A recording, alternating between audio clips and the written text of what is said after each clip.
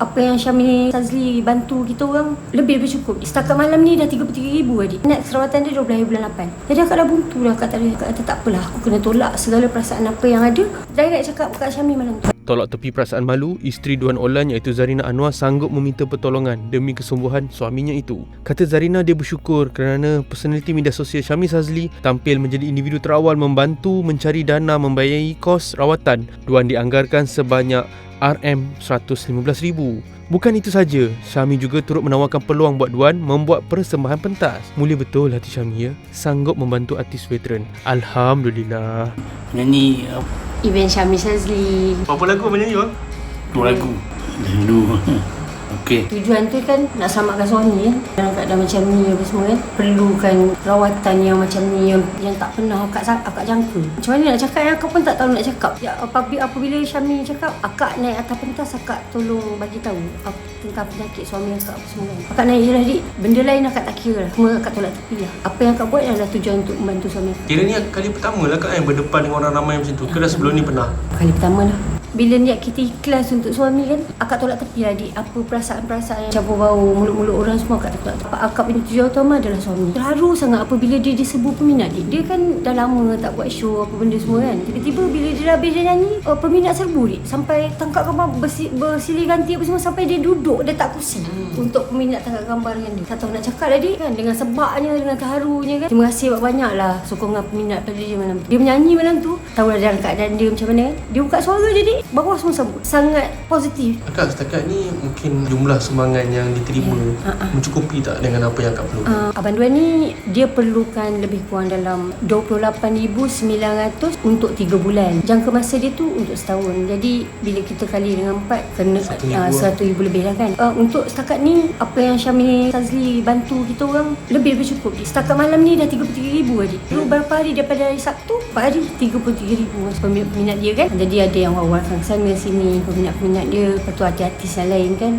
Tapi Syamil Sazli sangat membantu. Macam mana akak melihat idea Syamil Sazli untuk bantu abang pada mulanya? Orang besar kan, orang cakap orang terkenal kan. Terkenal. Jadi sebenarnya macam berat juga kan nak cakap. Tapi akak rasa macam malam tu akak terpaksa cakap lah. Sebab akak dah tak ada jalan lain dah sebenarnya. Buntu dah dik, minta tolong sana senyap, minta tolong sini senyap. Tak ada progress kan. Sebab dia nak pakai 12 hari bulan ni. Rawatan dia 12 hari bulan 8. Jadi akak dah buntu dah. Akak kata tak apalah, aku kena tolak segala perasaan apa yang ada.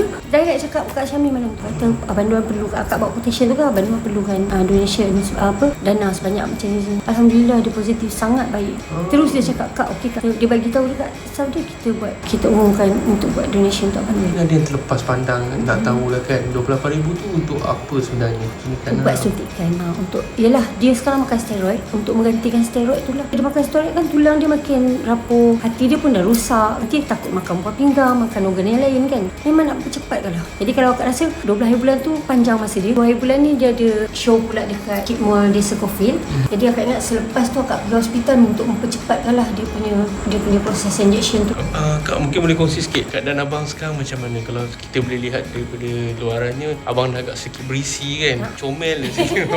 Semua macam mana tu? Dia makan steroid kan. Jadi dia kuat makan ni. Satu hari makan sampai 5 kali. Cakap kat akak, Puan jangan bagi dia makan nasi yang banyak, kencing manis. Terlalu banyak makan nasi kan, karbohidrat tu kan gula. Kencing manis dia akan naik. Jadi akak berselang lah. Kadang bagi mihun, kadang buat goreng keropok ke apa kan. Berat naik lah kak? Naik. Sekarang ni 69. Okay, dari segi kesihatan abang pula macam mana? Kalau sebelum ni kita tahu abang ada sakit pembuluh darah pecah kan.